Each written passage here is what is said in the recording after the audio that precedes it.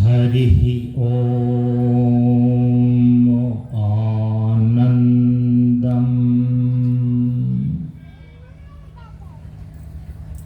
प्रशान्ति जीवन दर्शनम् नमो नारायण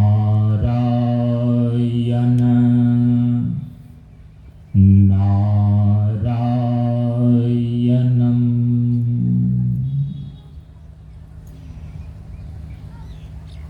सनातन धर्म के वैदिक परंपरा के अंतर्गत गुरु और शिष्य के बीच एवं वक्ता और श्रोता के बीच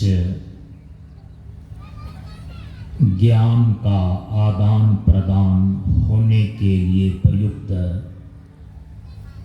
वैदिक मंत्रों का पहले उच्चारण कर लें।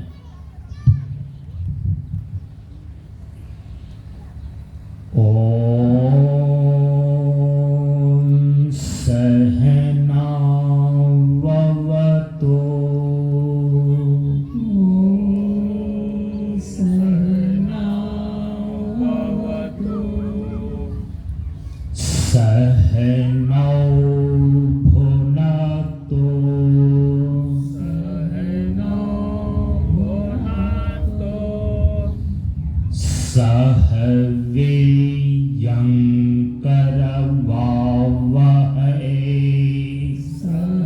आवाज ठीक कीजिए।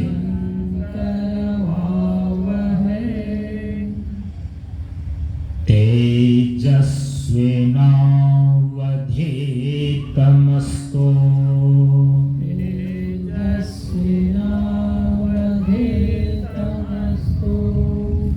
मा विद्विषावहै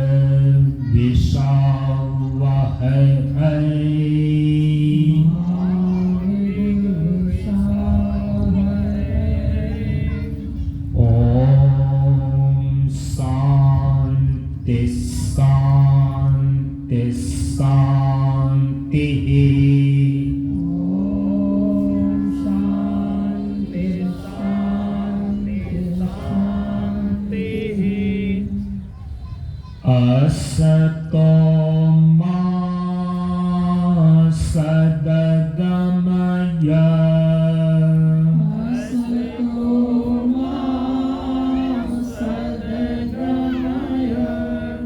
तमसो मा ज्योतिर्गमय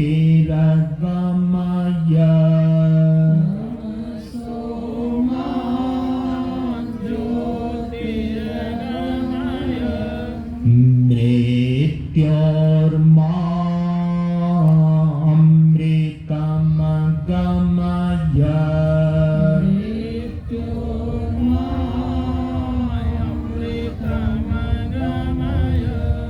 ॐ शान्ति शान्ति शान्तिः।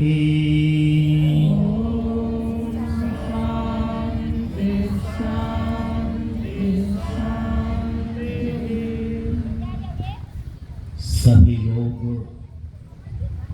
थोड़ी देर के लिए मौन एवं शांत रहें।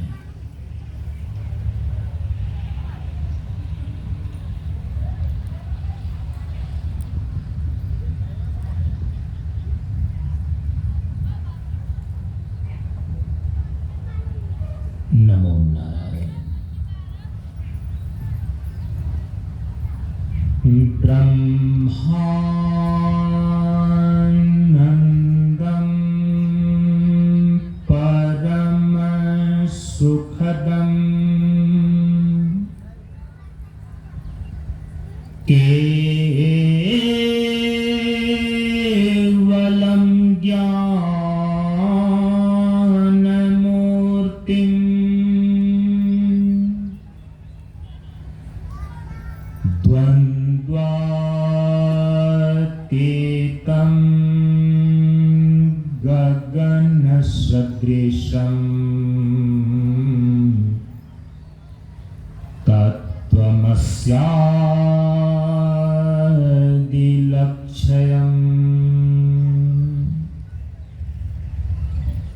एकं नित्यं विमलमचलम्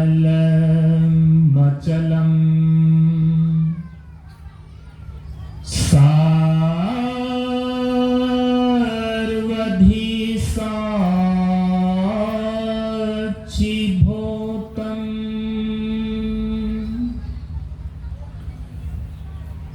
भावातीतं त्रिगुणरहितं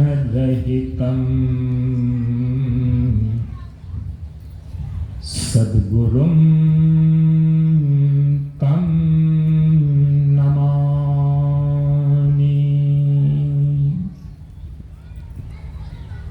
सद्गुरुं तं नमामि।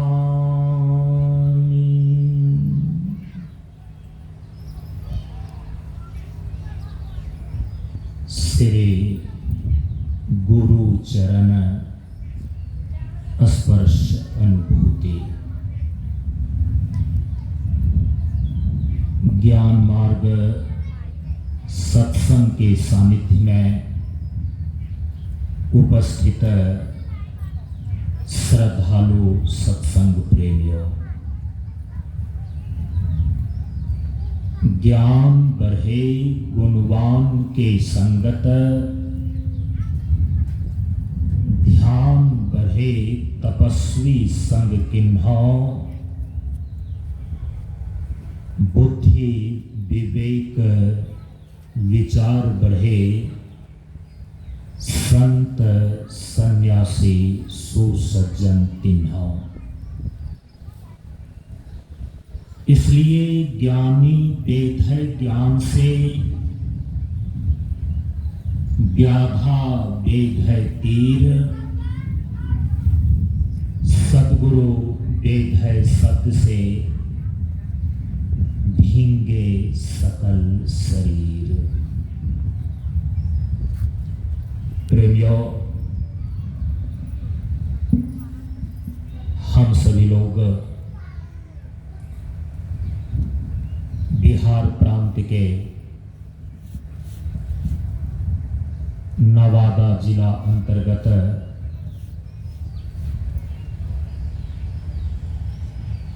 कौवाकोल प्रखंड में स्थित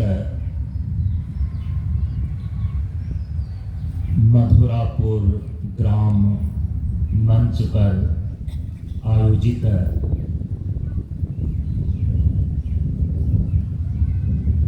7 दिवसीय ज्ञान मार्ग सत्संग कार्यक्रम जो 14 अप्रैल से लेकर 20 अप्रैल तक आयोजित है। आज हम सभी लोग छठे दिन के सत्संग में उपस्थित हैं। हम सभी लोग इस बार यहाँ के इस सत्संग सत्र में साधना के सोपान पर विचार कर रहे हैं। परम पूज्य गुरुदेव ने तत्व गुण वंदना के अंदर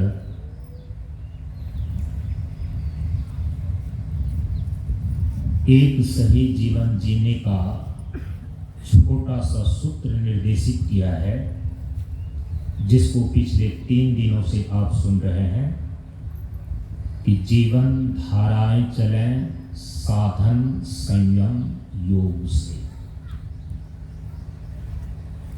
साधना के सोपान को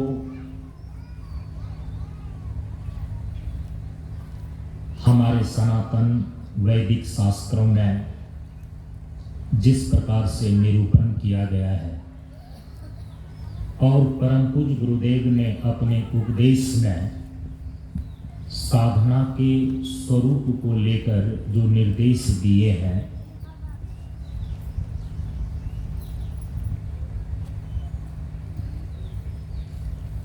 उसके अनुसार से साधना के सोपान पर हम सभी लोग विचार कर रहे हैं।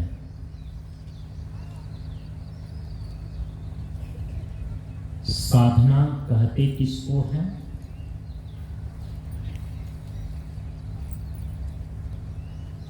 साधना का स्वरूप क्या है?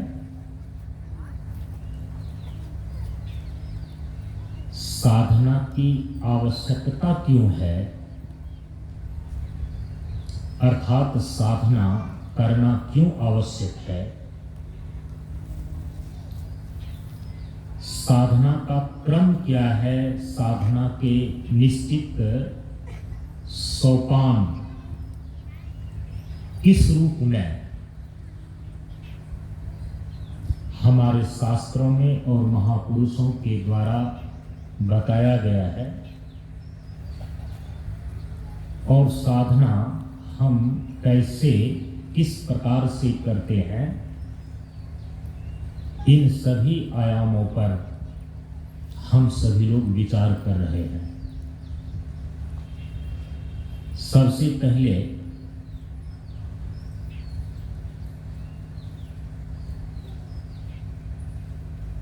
आपको जो यह देव दुर्लभ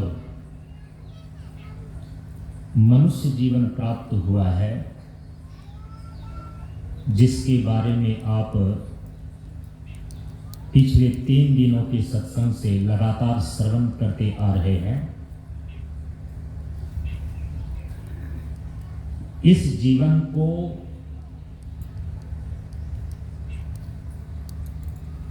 एक सही ढंग से जीने के लिए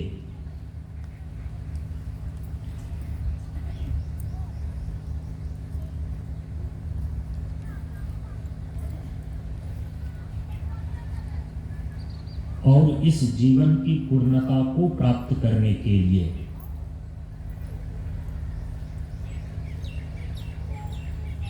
जीवन कैसे जीना चाहिए,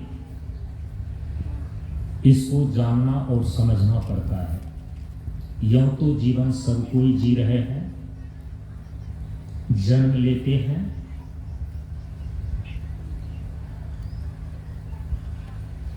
अपने अपने संस्कार और योग्यता के अनुसार से वो कर्म भी करते हैं, संसार की ढेर सारी उपलब्धियों को भी प्राप्त करते हैं, और एक दिन वह इस संसार को छोड़कर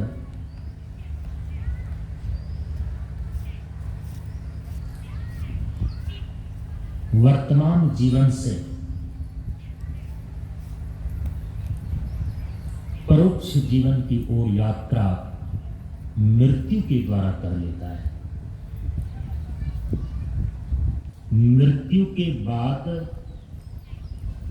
पूर्व जन्म का बहुत कम लोगों को स्मरण रह पाता है कि हम पहले किस योनि में, किस जीवन में, किस रूप में थे, मेरा कर्म कैसा था, मैंने अपने जीवन की यात्रा को पूर्व जन्म में किस रूप में तय किया। मृत्यु के बाद जो पुनर्जन्म होता है, जीवन की जो अगली श्रृंखला आरंभ होती है, उसमें पूर्व जन्म की स्मृति नहीं रह पाती। लेकिन इस बात को आप ध्यान में रखना, यदि जीवन में मूल शब्द जीव है,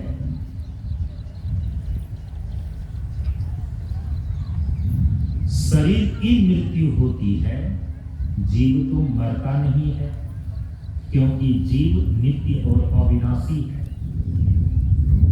इस नित्य और अविनाशी जीव की निरंतर गतिशीलता का नाम जीवन है।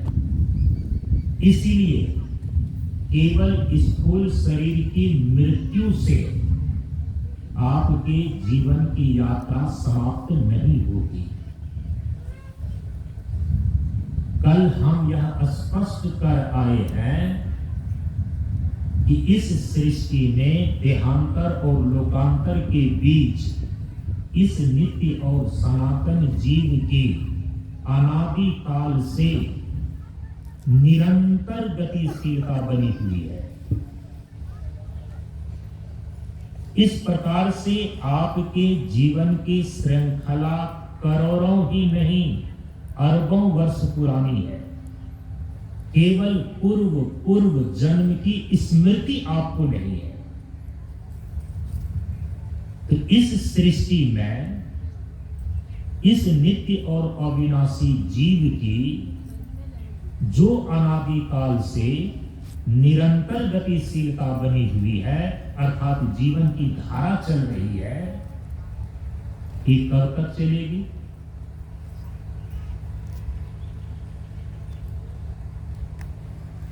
कब तक यह जीव इस सृष्टि में पूर्व जन्म और पुनर्जन्म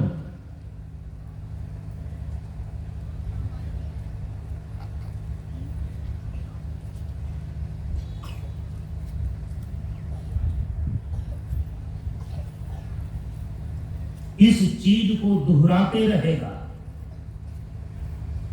परम पूज्य गुरुदेव कहते हैं कि जब तक यह जीव जीवन की पूर्णता को प्राप्त नहीं कर लेता। पूर्णता प्राप्ति पर्यंत इस जीव की इस सृष्टि में, इस प्रकृति में निरंतर गतिशीलता बनी रहती है।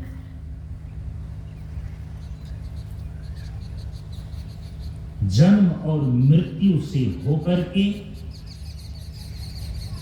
इस जीव की यह निरंतर गतिशीलता जो जीवन धारा कहलाती है,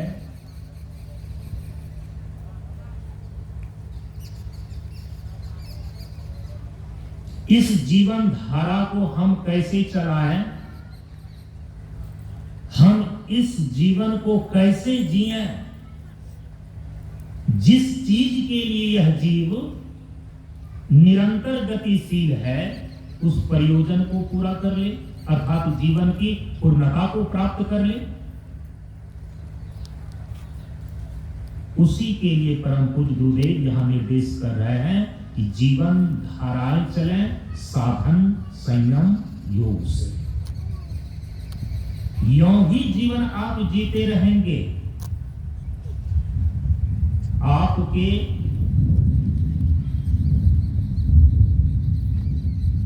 चाहने या न चाहने से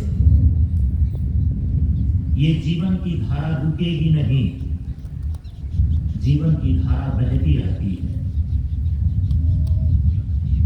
जीवन क्या है? निर्झर है, मस्ती ही इसका पानी है। सुख दुख के दोनों तीरों से चल रहा राह मनमानी है। कब फूटा गिर के अंतर से, किस अंचल से उतरा नीचे, किस घाटी से बहकर आया समतल में अपने को सींचे। ये जीवन कहां से प्रारंभ हुआ है और ये जीवन कहां जाकर के पूर्ण होगा, इस जीवन विज्ञान को समझना आवश्यक है।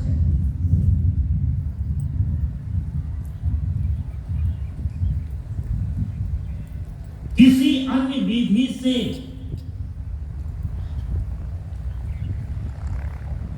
जीव की गति को रोका नहीं जा सकता। गति इसकी होती रहती है, या तो इसकी अधोगति होती है, या तो इसकी ऊर्ध्वगति होती है, या तो इसकी मध्यम गति होती है। परसों बता करके आए हैं आपको। आकर 4,84,00,000 योनि भ्रमत यह जीव अविनाशी, फिरत सदा माया कर प्रेरा, काल कर्म स्वभाव गुण। इसकी गति कभी रुकती नहीं, रुक जाएगी यह गति जिस दिन, मर जाएगी जब दुर्दिन की घड़ियों गिन गिन। इसका अर्थ समझते हैं? इस जीव की गति जिस दिन रुकती है इस सृष्टि में, हम उसको बोलते हैं प्रलय।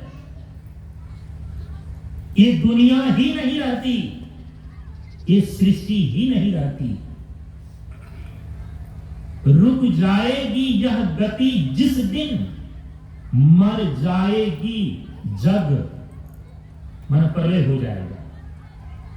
मर जाएगी जग दुर्दिन की घड़ियां गिन गिन। संसार का प्रलय हो जाता है, और जब तक संसार का प्रलय स्थिति बनी रहती है तब तक गति रुकी रहती है। जब तक यह सृष्टि चलती है, जब तक प्रकृति का व्यक्त रूप जीवन और सृष्टि के रूप में बनी रहती है, तब तक याद रखिए, कोई भी व्यक्ति, कोई भी जीव किसी भी अन्य उपाय के द्वारा जीवन की धारा को बहने से नहीं रोक सकता। जीव की गति इस सृष्टि में नहीं रुक सकती। गति केवल बदलती है। कभी नीचे की ओर गति होती है तो उसको अधोगति बोलते हैं, लेकिन गति होगी।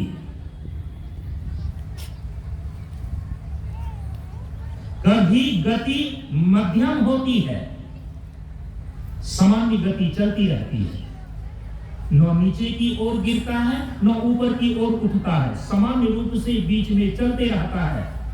इसको बोलते हैं मध्यम गति। कभी यह जीव सत्संगति के प्रभाव से शुभ कर्म के द्वारा अपने जीवन में प्रगति करता है, विकास करता है, तो इसकी ऊर्ध्व गति होती है ऊपर की ओर। तो संसार में ये तीन प्रकार की गति निरंतर ही बनी रहती है, गति कभी रुकती नहीं। गति का केवल दिशा परिवर्तन होता है, कभी अधोगति, कभी मध्यम गति और कभी ऊर्ध्व गति। ऊर्ध्वम गच्छन्ति सत्वस्थाः, मध्यम तिष्ठन्ति राजसाः और अधो गच्छन्ति तामसाः। इसकी व्याख्या हम पहले कर चुके हैं। आत्महत्या इत्यादि उपायों के द्वारा आप जीवन को समाप्त नहीं कर सकते। आप केवल स्थूल शरीर को मार सकते हैं, जो जीवन का केवल एक स्थूल हिस्सा है। जीवन का जो मूल तत्व है वो तो जीव है, और जीव है अविनाशी। इसको किसी प्रकार से नहीं मारा जा सकता। आत्मा अमर है।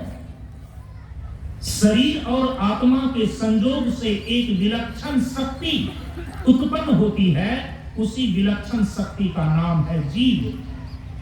शास्त्र में कहा गया कि एक परम चेतना है जो संपूर्ण जीवन और सृष्टि का नियामक है, जिसको हम बोलते हैं ईश्वर। और उसी ईश्वर चेतना का जो अंशभूत चेतन है उसको बोलते हैं जीव। ईश्वर अंश, जीव अविनाशी। परम पूज्य गुरुदेव कहते हैं कि जो परम तत्व ब्रह्म है, हमारे सनातन धर्म के अंदर ईश्वर के दो स्वरूप हो जाते हैं।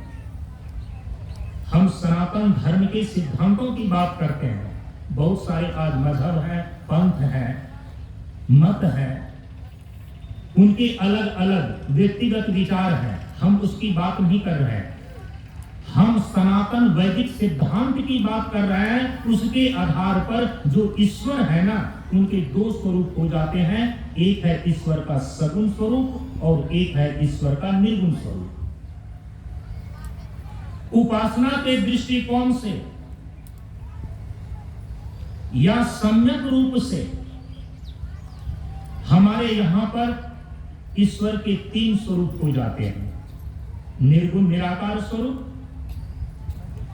निर्गुण निराकार स्वरूप, सगुण निराकार स्वरूप और तीसरा सगुण साकार स्वरूप। हमारे यहाँ पर ईश्वर के, परम प्रभु परमात्मा के ये 3 स्वरूप हैं। और केवल परम प्रभु परमात्मा के ही नहीं, परम प्रभु परमात्मा का जो अंशभूत जितने भी जीव हैं, सभी जीवों के ये 3 स्वरूप हैं। जीव का निर्गुण निराकार स्वरूप होता है, इस जीव का भी निर्गुण नहीं सगुण निराकार स्वरूप होता है, और फिर सगुण साकार स्वरूप होता है। गोस्वामी तुलसीदास जी महाराज ने ईश्वर के इसी तीनों स्वरूप को केवल 2 चौपाई के द्वारा प्रतिपादित किया। उसको थोड़ा सा ध्यान में ले लें तो आपको चिंतन करने में, मनन करने में और ईश्वर के स्वरूप को अपने ध्यान में रखने में सुविधा होगी। एक अनीह अरूप अनामा अज सच्चिदानंद पर धामा। इस एक चौपाई में गोस्वामी तुलसीदास जी महाराज ने परमात्मा के, ईश्वर के निर्गुण निराकार स्वरूप का प्रतिपादन कर दिया। एक अनीह अरूप अनामा अज सत चित आनंद धामा। जो परम प्रभु परमात्मा का निर्गुण निराकार स्वरूप है वो कैसा है? वो है एक अनीह अरूप अनामा अज सत चित आनंद धामा। एक अद्वितीय सच्चिदानंद स्वरूप में, अजन्मा और अगोचर रूप में जो ईश्वर का दूसरा स्वरूप है वो है सगुण निराकार। है तो निराकार ही,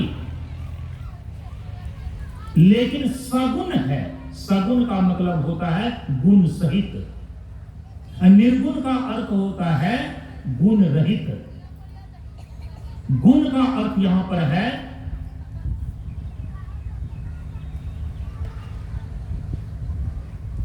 गुण त्रय, प्रकृति संज्ञाष्टि। शास्त्र ने कहा कि गुण त्रय जो त्रिगुण है इसकी प्रकृति संज्ञा है। प्रकृति त्रिगुणात्मक होती है, सत्व रजस तमो गुणात्मिका प्रकृति अस्ति।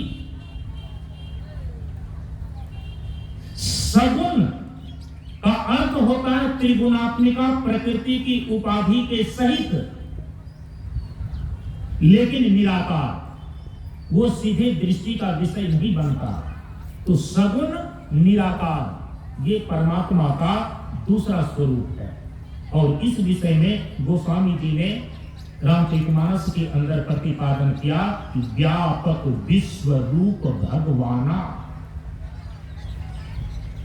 सगुण निराकार परमात्मा ही इस सृष्टि के कण कण में अनुस्यूत है। भगवान का यह विश्व रूप है, सगुण निराकार।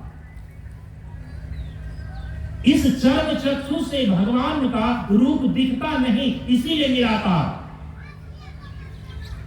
लेकिन त्रिगुणात्मक प्रकृति के उपाधि से उपहित यह जो ईश्वर का सगुण निराकार स्वरूप है, यही संपूर्ण जगत की सृष्टि, स्थिति और प्रलय करने वाला परमात्मा का रूप है।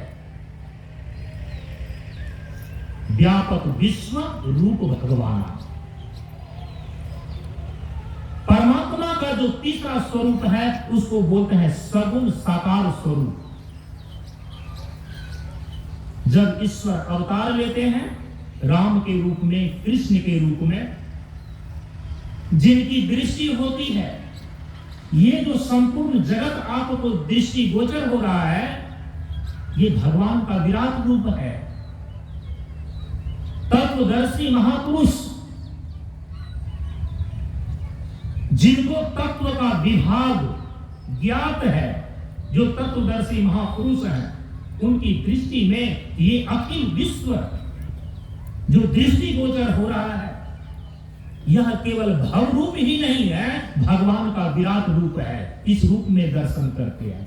तो गोस्वामी तुलसीदास जी महाराज कहते हैं कि ते ही देह धरी चरित कृतनाना।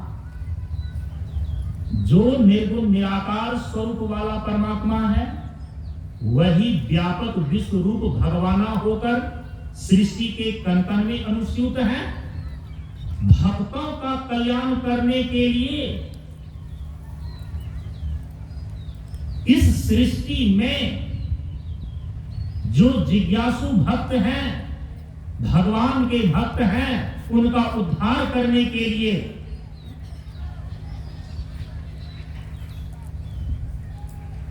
अधर्म का नाश और धर्म की स्थापना करने के लिए यदा यदा हि धर्मस्य ग्लानिर्भवति भारत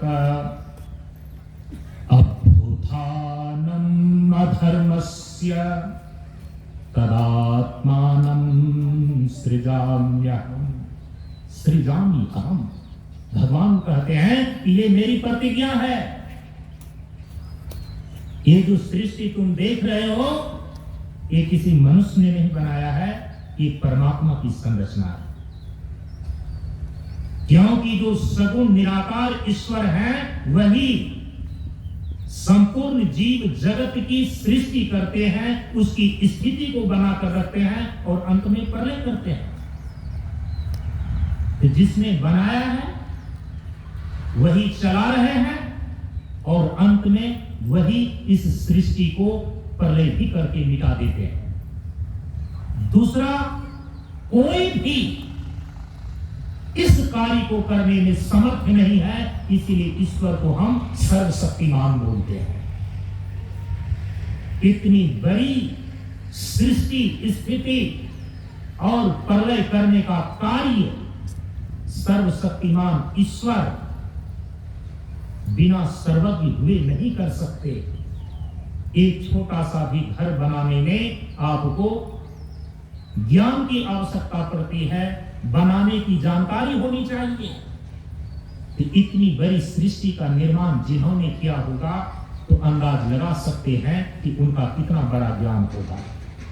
इसीलिए हम ईश्वर को सर्वज्ञ बोलते हैं।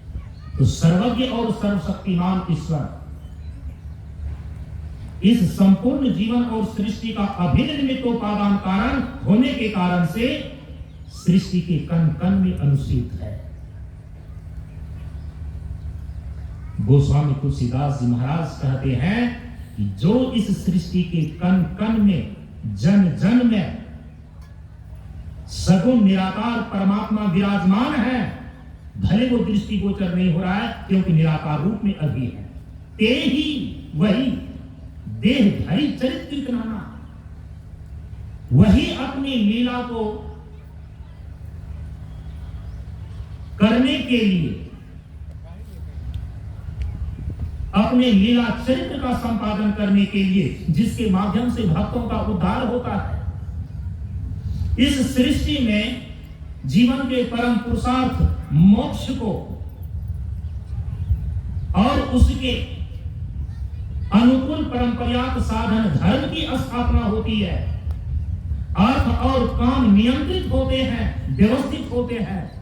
तो पुरुषार्थ चतुष्टय को मर्यादित और व्यवस्थित करने के लिए परमात्मा का अवतार होता है।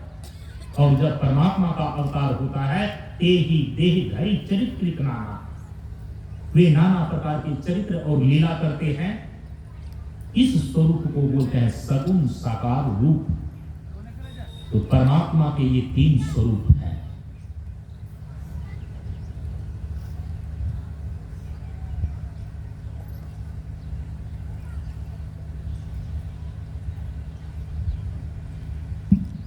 और इसी को समेट करके कभी कभी हम केवल इतना बोलते हैं और सुनने को मिलता है कि हमारे यहाँ ईश्वर के दो रूप हैं, एक है सगुण स्वरूप और दूसरा है निर्गुण स्वरूप।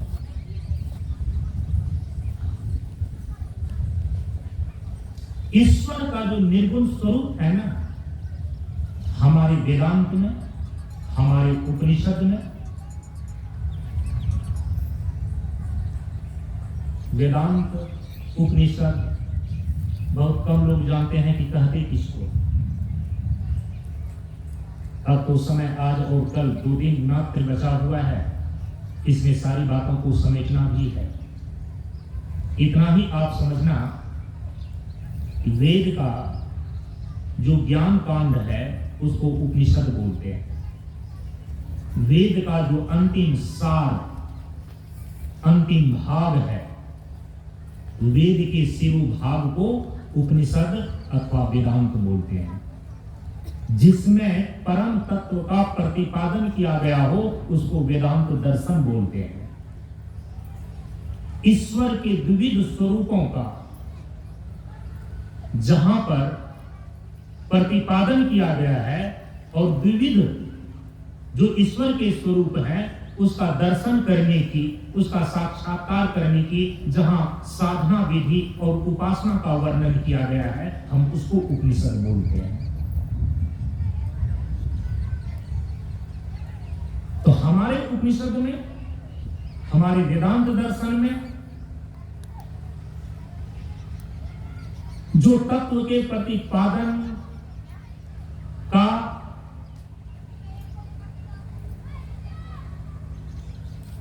ग्रंथ के रूप में सर्वोत्कृष्ट प्रमाण माना जाता है, वेद वेदांत और उपनिषद को, उसमें परम तत्व के रूप में अंतिम सत्य के रूप में, परमार्थ तत्व के रूप में ब्रह्म और आत्मा की प्रतिष्ठा बतलाई गई है।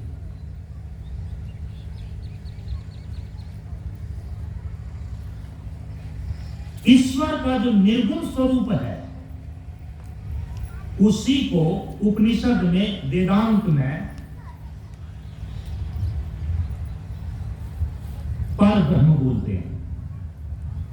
पर ब्रह्म को ही भागवत आदि ग्रंथों में परमात्मा की संज्ञा दी गई है।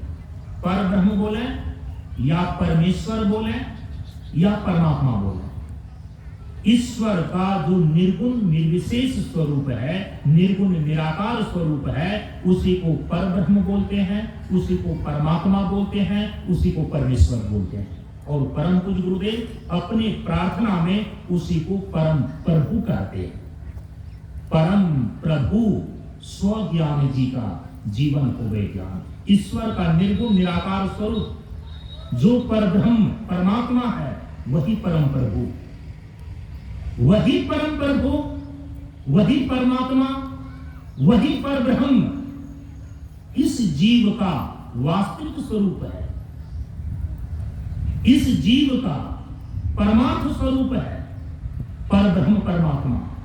इसका ज्ञान इस जीवन में हो जाए, यही प्रार्थना की पहली पंक्ति का अर्थ है। परम प्रभु स्वज्ञान जी का जीवन होवे ज्ञान। इस जीव का परमार्थ स्वरूप, इसका वास्तविक स्वरूप परब्रह्म परमात्मा परम प्रभु है। इसका बोध, इसका ज्ञान इसी जीवन में हो जाए,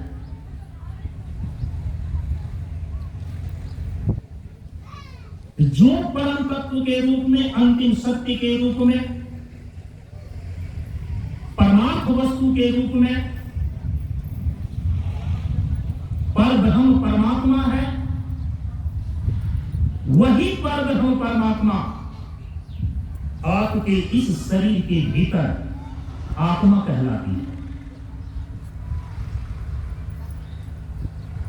निर्गुण निराकार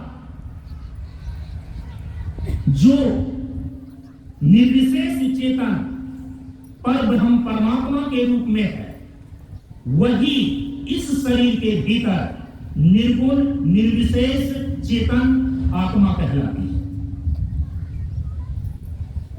जो सगुण ईश्वर है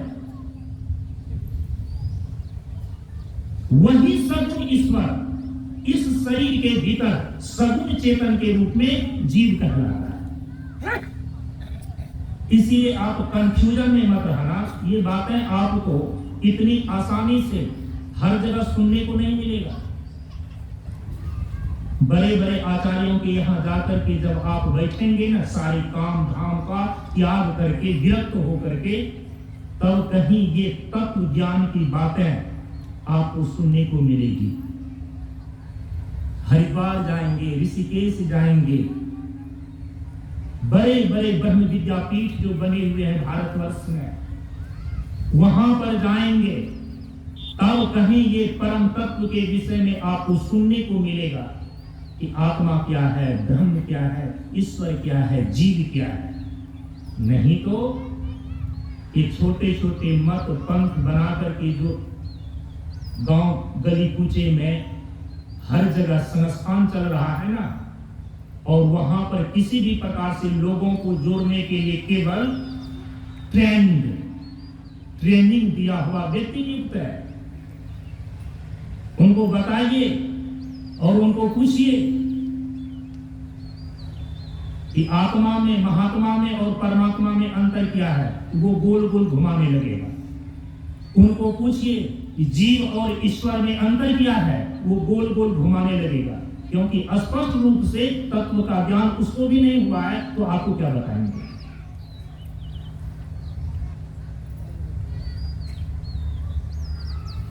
दुनिया की बातें करना, दुनिया के लोगों को जोड़ना, ये अलग चीज है, लेकिन तत्व ज्ञान होना, विभाग पूर्वक तत्व को समझना, ये तो किसी तत्वदर्शी महापुरुष के सानिध्य में बैठ करके उनके साथ सत्संग करके ही आप समझ सकते हैं। जो ईश्वर का निर्गुण निराकार स्वरूप पर ब्रह्म परमात्मा है, परम प्रभु है, जो परम तत्व के रूप में प्रतिष्ठित है, जो अंतिम शक्ति के रूप में प्रतिष्ठित है, वही परम तत्व, वही पर ब्रह्म, वही परमात्मा इस शरीर के भीतर निर्गुण निराकार रूप में जो चेतन की सत्ता है, उसको बोलते हैं आत्मा। फिर जीव किसको बोलते हैं? क्या जीव और आत्मा एक ही है? अरे कहां गया ऑपरेटर जी? मगर ये समझ में नहीं आ रहा है कि आवाज में कैसे गूंजता है, कभी कुछ खराब हो रहा है।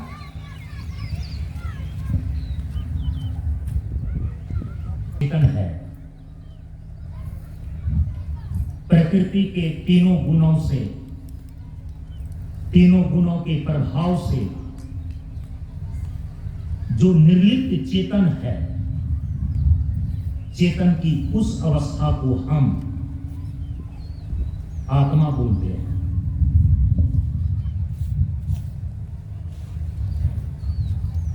लेकिन जब यही चेतन गुण के साथ हो जाता है, तो जो सगुण चेतन है, तो सगुण चेतन समष्टि स्तर पर ईश्वर कहलाता है, और सगुण चेतन जो समष्टि स्तर पर संपूर्ण जगत का सृष्टि स्थिति पालन करने वाला, संहार करने वाला, जिसको ईश्वर की संज्ञा दी गई है, वही ईश्वर सगुण चेतन व्यष्टि स्तर पर इस शरीर के भीतर जीव कहलाता है। जीव है सगुण चेतन, और आत्मा जो है इस शरीर के भीतर है निर्गुण चेतन। कई बार आत्मा और जीव दोनों को मिलाकर के बोल देते हैं जीवात्मा, लेकिन जीव आत्मा की ऐसी अवस्था है जब वह गुण के बंधन में है, गुण के प्रभाव में। जब ये आत्मा शरीर और संसार के बंधन से बंध करके पूर्व जन्म और पुनर्जन्म को प्राप्त कर रहा है, तो उस समय ये आत्मा केवल आत्मा नहीं है, निर्गुण चेतन नहीं है, बल्कि ये जीवात्मा है। आत्मा जीव के रूप में है। जीव सगुण चेतन है। सगुण का मतलब होता है त्रिगुण के साथ बंधा हुआ जो चेतन है, उसको बोलता है सगुण चेतन। इसीलिए तो कहा यह जीव ही 84 लाख प्रकार की योनियों में भ्रामक भटकता है। लेकिन इस जीव का जो वास्तविक स्वरूप आत्मा है वह तो निर्गुण निराकार है, तीनों गुणों से निर्लिप्त है। उसमें किसी भी प्रकार का कोई भटकाव नहीं होता। इसीलिए जीव को अपना वास्तविक स्वरूप प्राप्त करना है। जब जीव अपने वास्तविक स्वरूप को प्राप्त कर लेता है जो निर्गुण निराकार आत्मा के रूप में है, तो स्वरूप अवस्थिति का लाभ प्राप्त कर लेने पर इस जीव की गति तब रुकती है, तब हम उसको बोलते हैं जीवन मुक्त। अब इसी को कई तरीके से हमारे शास्त्रों में प्रतिपादित किया कि जीवन जीने का लक्ष्य है जीवन की पूर्णता को प्राप्त करना।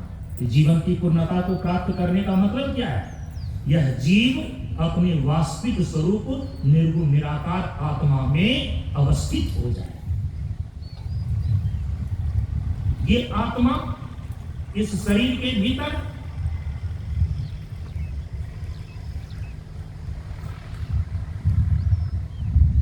किस तत्व की संज्ञा पाया है? जो निर्गुण निराकार चेतन पर ब्रह्म परमात्मा है, वही इस शरीर के भीतर निर्गुण निराकार चेतन आत्मा के रूप में है। इसीलिए जीवन की पूर्णता का सीधा अर्थ होता है कि जब यह सगुण चेतन जीव प्रकृति के तीनों बंधनों से, शरीर और संसार के बंधनों से अपने आप को मुक्त करके, छुड़ा करके अपने वास्तविक स्वरूप निर्गुण निराकार आत्मा में अवस्थित हो जाए। क्योंकि ये निर्गुण निराकार आत्मा जो परब्रह्म परमात्मा है, जिसको परम प्रभु कहते हैं, उसी का केवल व्यष्टि नाम है अयम आत्मा ब्रह्मा। जो आत्मा का निर्गुण निराकार स्वरूप है वही ब्रह्म का निर्गुण निराकार स्वरूप। महतो महियान के रूप में परम तत्व को ब्रह्म बोलते हैं, अनोर नियान के रूप में इस शरीर के भीतर उसको आत्मा बोलते हैं। इसीलिए जीवन की पूर्णता कहने का अर्थ यह होता है, कई बार अब उसको ऐसे बोला जाएगा कि जब यह जीव अपने परमार्थ स्वरूप ब्रह्म और आत्मा का अप्रोक्ष ज्ञान प्राप्त कर लेता है, तब हम उसको बोलते हैं जीवन की पूर्णता। लेकिन जब सगुण चेतन को ध्यान में रख करके बोला जाएगा कि जीवन की पूर्णता किसे कहते हैं, तो जीवन की पूर्णता को अब ऐसे बोला जाएगा, जब जीव के धरातल से और ईश्वर के धरातल से विचार को, सिद्धांत को प्रस्तुत किया जाएगा, तो जीवन की पूर्णता को ऐसे बोला जाएगा। कैसे बोला जाएगा? यदि ईश्वर का अंश बराबर जीव है, तो ईश्वर भी सगुण चेतन है और जीव भी सगुण चेतन है। दोनों में अंतर क्या है? जो सगुण चेतन ईश्वर है वो समष्टि धरातल पर है, जिसमें सामर्थ्य है संपूर्ण जीव जगत की सृष्टि, स्थिति और पालन करने का सामर्थ्य। लेकिन जो सगुण चेतन इस शरीर के भीतर जीव है, इस जीव के अंदर केवल यह अपने संसार की रचना कर सकता है,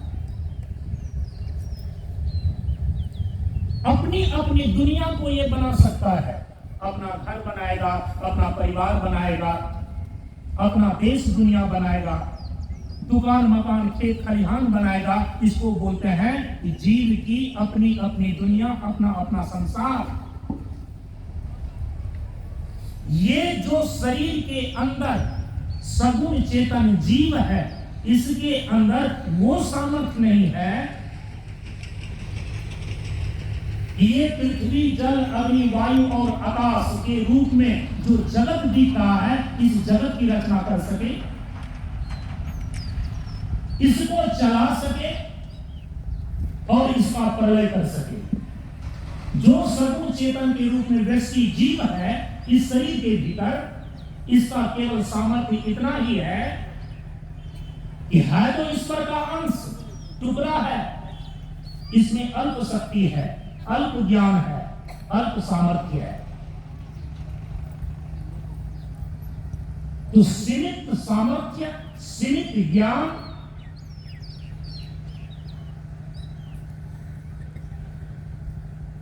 और सीमित क्षेत्र इस जीव का होता है। इसीलिए इसको बोलते हैं परिच्छिन्न चेतन। ये छोटी सी दुनिया का निर्माण कर सकता है, अपनी दुनिया बसा सकता है, पूरी दुनिया का संचालन नहीं कर सकता।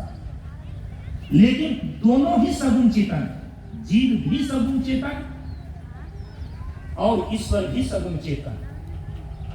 लेकिन तीनों गुणों का जो नियामक है, प्रकृति के तीनों गुणों पर नियंत्रण करके पूरे जगत की सृष्टि, स्थिति और संहार करता है, ये सामर्थ्य सगुण चेतन ईश्वर में। लेकिन जो सगुण चेतन व्यष्टि के रूप में इस शरीर के भीतर जीव है,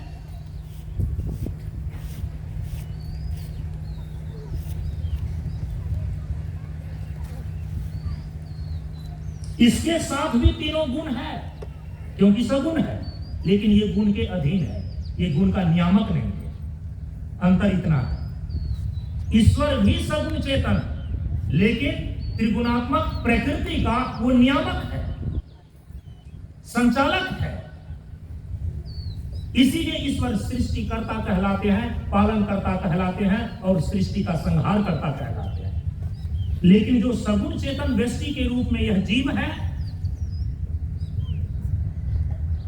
ये भी सगुण ही है, लेकिन ये गुण का नियामक नहीं है, बल्कि गुण के अधीन है।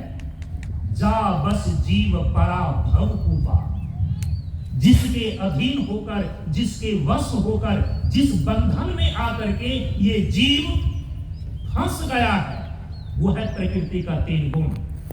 तो कोई प्रकृति के तीनों गुणों का नियामक चेतन, तो हम उसको बोलेंगे ईश्वर। और कोई तीनों गुणों के अधीन में रह करके उस गुण के प्रभाव के अनुसार से परिच्छिन्न होकर जीने के लिए विवश है, तो उसको बोलेंगे सगुण चेतन जीव। अब जीवन की पूर्णता को ईश्वर और जीव के संदर्भ में इस प्रकार से जीवन की पूर्णता को बतलाया जाता है कि यदि ईश्वर का अंश बराबर जीव है, तो जीव का पूर्ण स्वरूप बराबर ईश्वर है। गणित की दृष्टि से यदि देखें, तो यदि ईश्वर अंश बराबर जीव, ईश्वर का अंश बराबर जीव है, तो इसको पलट करके कैसे बोलेंगे? तो जीव का पूर्ण स्वरूप बराबर ईश्वर। तो जीवन की पूर्णता का अर्थ क्या हो गया? जीवन की पूर्णता का अर्थ हो गया, यह जीव जब अपने पूर्ण स्वरूप ईश्वर को प्राप्त कर लेता है, तब हम उसको बोलते हैं जीवन की पूर्णता। अब आपके शास्त्रों में, आपके महात्माओं के द्वारा जो तत्व ज्ञान रखते हैं, वे अलग अलग तरीके से प्रतिपादन करते हैं। कभी निर्गुण निराकार स्वरूप को लेकर जीवन की पूर्णता को बतलाते हैं, कभी सगुण निराकार स्वरूप को लेकर जीवन की पूर्णता के स्वरूप को बतलाते हैं, और कभी सगुण साकार स्वरूप को लेकर जीवन की पूर्णता को बतलाते हैं। यदि ये सारी बातें आपकी जानकारी में नहीं है, तो आप कहेंगे कि श्रीमद् भगवत गीता में कुछ और कहा जा रहा है, श्रीमद् भागवत महापुराण में और कुछ कहा जा रहा है, उपनिषद और वेदांत में कुछ और कहा जा रहा है। अमुक बाबा जी आए, महात्मा आए, तो उनके सत्संग में मैंने सुना कि जीवन की पूर्णता ऐसी है। अब दूसरा महात्मा आए, वो बतला है जीवन की पूर्णता ऐसी है। सम्यक जानकारी नहीं होने पर, ठीक ढंग से सम्यक रूप से तत्व का विभाग न समझने पर कई बार इस प्रकार का विरोधाभास उपस्थित होता है। इसीलिए सारे संदर्भों को बताने में, एक ही चीज को बताने में, एक ही चीज को साफ करने में इतने समय लग जाते हैं। यह जीव जब तक अपने जीवन की पूर्णता को प्राप्त नहीं कर लेता है, तब तक इस सृष्टि में इसकी गति को और किसी भी विधि के द्वारा कोई नहीं रोक सकता।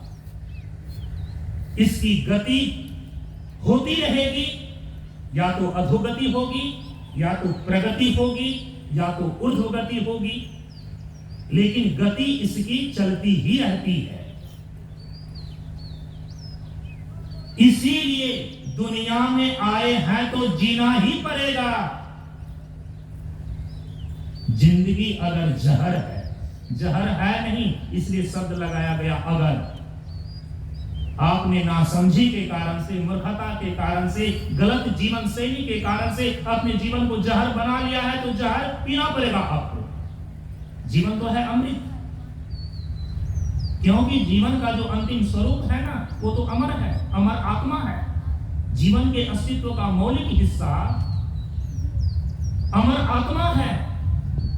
जीवन का सबसे स्थूलतम हिस्सा ये शरीर है। जीवन का सूक्ष्म हिस्सा आपका मन, बुद्धि, चित्त, अहंकार है। इसीलिए जीवन का जो स्थूल हिस्सा है शरीर, इस जीवन का जो सूक्ष्म हिस्सा है सगुण चेतन जीव, इस जीवन का जो मौलिक स्वरूप है निर्गुण निराकार आत्मा या ब्रह्म। ये तीन धरातल पर आपको जीवन समझना पड़ेगा। तो आप क्या समझते हैं, इस शरीर की मृत्यु हो गई तो बस हो गई जीवन की छुट्टी? यदि इतना आसान होता ना तो कल के ही सारे जीव मुक्त हो गए रहते। अरे केला के पेड़ को बाहर से काट दीजिए, जब तक जमीन में उसकी जड़ मौजूद है ना, फिर से वो केला पूज करके तैयार हो जाएगा, खड़ा हो जाएगा। इसीलिए तो पूर्व जन्म और पुनर्जन्म, पूर्व जन्म और पुनर्जन्म इस जीव का होते रहता है, इस जीवात्मा का होते रहता है। कब तक ये होते रहेगा? ये संसरण कब तक बना रहेगा? कहा कि जब तक यह जीवन की पूर्णता को प्राप्त नहीं कर लेता। जीवन की पूर्णता को प्राप्त करने का मतलब है यह जीव अपने वास्तविक स्वरूप में अवस्थिति लाभ प्राप्त कर ले। इस जीव का जो पारमार्थिक स्वरूप ब्रह्म और आत्मा है, इस ब्रह्म और आत्मा का अप्रोक्ष ज्ञान हो जाए। जब इस जीव को अपने वास्तविक स्वरूप का ज्ञान हो जाता है, अपने वास्तविक स्वरूप में अवस्थित हो जाता है, जो इनका वास्तविक स्वरूप अयम आत्मा ब्रह्मा जीवो ब्रह्मा न अपरः, ये उपनिषद की घोषणा है, हमारे वैदिक तत्वदर्शी ऋषियों की ये घोषणा है कि जीव का, इस जीवन का जो मौलिक स्वरूप है वो तो अमर आत्मा है। जीव ही अविनाशी और अनित्य, जीव ही अविनाशी और नित्य है, ये तो अमर है, इसका कभी नाश नहीं होता। जीवन का पारमार्थिक स्वरूप ब्रह्म और आत्मा है। जब तक इसकी उपलब्धि और इसकी प्राप्ति नहीं हो जाती है, आप किसी अन्य विधि के द्वारा जीवन की धारा को नहीं समाप्त कर सकते। इसीलिए यदि दुनिया में आए हैं तो जीना ही पड़ेगा। जिंदगी अगर जहर है तो पीना ही पड़ेगा। जीवन जीने के सिवा आपके पास दूसरा कोई विकल्प नहीं। चाहे आप रो करके जिए, चाहे आप हंस करके जिए, जीना तो पड़ेगा। यदि हमारे पास जीवन जीने के अलावा दूसरा कोई विकल्प ही नहीं है, तो हम एक सही जीवन क्यों ना जिए? क्योंकि जीवन जीने के अलावे आपके पास इस पूरी सृष्टि में कोई विकल्प नहीं है इससे भागने का। या तो अधोगति होगी आपकी, या तो मध्यम गति बनकर के रहेगी, या तो आपकी ऊर्ध्वगति होगी, लेकिन ये गति कभी विराम नहीं लेगी। अनादि काल से लेकर पूर्णता प्राप्ति पर्यंत इस जीव की गति बनी ही रहती है। जब तक स्थूल शरीर के साथ आप हैं तो ये प्रत्यक्ष जीवन कहलाता है। जब ये स्थूल शरीर नहीं रहता है तब भी यह जीव इस प्रकृति में गति करते ही रहता है सूक्ष्म रूप में, और वो परोक्ष जीवन कहलाता है। तो प्रत्यक्ष जीवन और परोक्ष जीवन होकर के जीवन की धारा तो निरंतर चल रही है। किसी विधि से आप इसको रोक नहीं सकते। तो क्या जीना हमारी मजबूरी है? हाँ, आपकी मजबूरी है, क्योंकि आप इससे भाग नहीं सकते। किसी अन्य विधि के द्वारा आप जीवन को समाप्त नहीं कर सकते।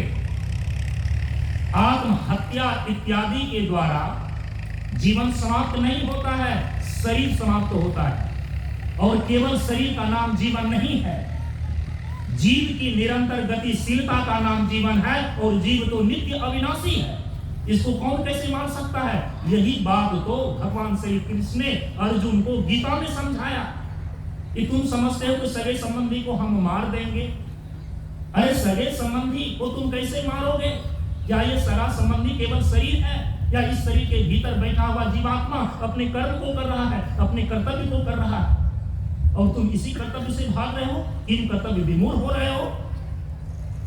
अर्जुन को समझाया भगवान ने, ये आत्मा अविनाशी है, ये जीव नित्य है, इसको किसी विधि के द्वारा मारा नहीं जा सकता। इसीलिए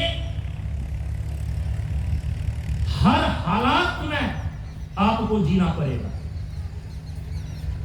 यही कारण है कि व्यक्ति या तो हंस करके जीता है, खुशी से जीता है, या तो आदमी इस जीवन को रो रो करके गुजारता है, लेकिन जीवन जीना पड़ता है। दुनिया में आए हैं तो जीना ही पड़ेगा। जिंदगी अगर जहर है तो पीना ही पड़ेगा। जब जीवन जीने के अलावे हमारे पास दूसरा कोई विकल्प ही नहीं है, तो फिर हम एक सही जीवन क्यों न जिए? आप जीवन से भाग नहीं सकते, और यदि एक सही जीवन जीने के लिए आप तैयार हो जाते हैं ना, तो एक सही जीवन जीने का सीधा मतलब ये होता है, ये जीव गति करे, और ये जीव गति कर रहा है अपनी पूर्णता को प्राप्त करने के लिए, और दूसरा इसका कोई प्रयोजन नहीं है। ये अज्ञानता के कारण, मूर्खता के कारण, नासमझी के कारण कहीं अटक सकता है, कहीं भटक सकता है, कहीं लटक सकता है, लेकिन कभी रुक नहीं सकता। जैसे जल का एक बूंद पानी, जब तक वह अपने पूर्ण स्वरूप समुद्र की गहराई को प्राप्त नहीं कर लेता, तब तक वह नीचे की ओर गति करते रहेगा, चलता रहेगा, बहता रहेगा। तो जीवन क्या है? निर्जर है, मस्ती इसका पानी है। इसलिए तो परम पूज्य गुरुदेव इस तथ्य को समझाने के लिए जीवन के साथ जोड़ रहे हैं कि जीवन धाराएं जीव की निरंतर गतिशीलता है। धारा का मतलब होता है जिसमें निरंतर गति हो, धारा का मतलब होता है प्रवाह।